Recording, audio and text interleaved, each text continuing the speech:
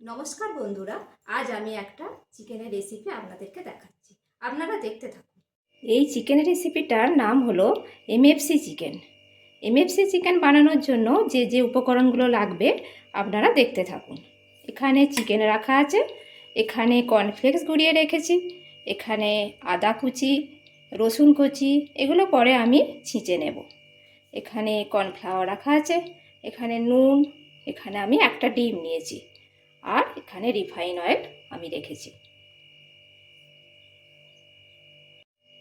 দেখুন বন্ধুরা, আমি এই চিকেনের মধ্যে একটা ডিম তো নিয়েছিলাম, ওটা দিয়ে দিয়েছি, আর আদা রসুনটা আমি ছিঁচে নিয়েছি এখানে। আর এর মধ্যে একটু নুন আমি অ্যাড করব, অল্প নুন আমি অ্যাড করব, যতটা লাগবে আমার ততটা অ্যাড করে দিলাম। এরপর আমি কর্নফ্লাওয়ারটা দিয়ে দিচ্ছি। আপনারা যদি কর্নফ্লাওয়ার বাড়িতে না থাকে ময়দা দিয়েও করতে পারেন, ময়দা দিয়েও খুব ভালো হয়, ময়দা দিয়েও আপনারা বানাতে পারেন। তো এটা আমি এবার মিক্স করতে থাকবো। আমি এই চিকেনটা 20 মিনিটসের মতো ম্যারিনেট করে রেখেছিলাম, আর এখানে আমি কড়াইয়ে তেল ঢালবো। এবার কড়াইটা গরম হয়ে গেছে, তো আমি এবার একটু তেল ঢেলে নিচ্ছি।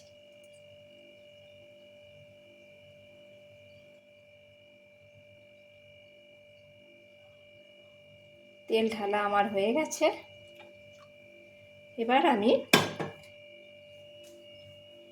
চিকেনগুলো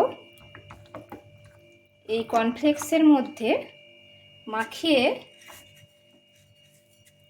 কর্নফ্লেক্সের মধ্যে আমি মাখাবো, ভালো করে মাখিয়ে এই কড়াইয়ের মধ্যে আমি সব ঢেলে দেব।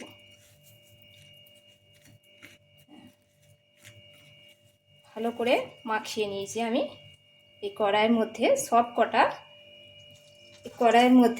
কটা পিসকে আস্তে আস্তে আমি ঢালবো।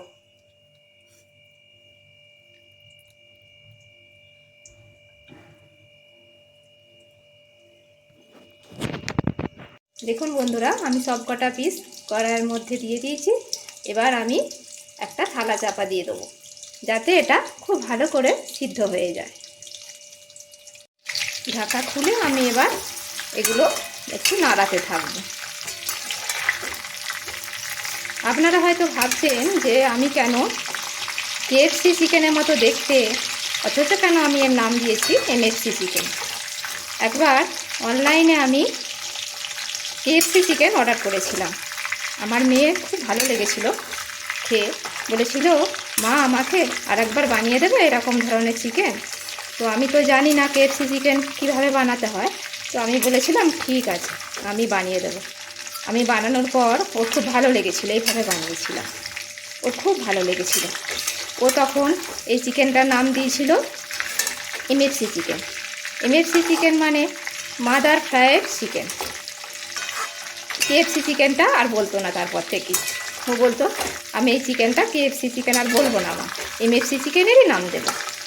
তাই আমি আজকে এই চিকেনটার নাম দিয়েছি এমএফসি চিকেন।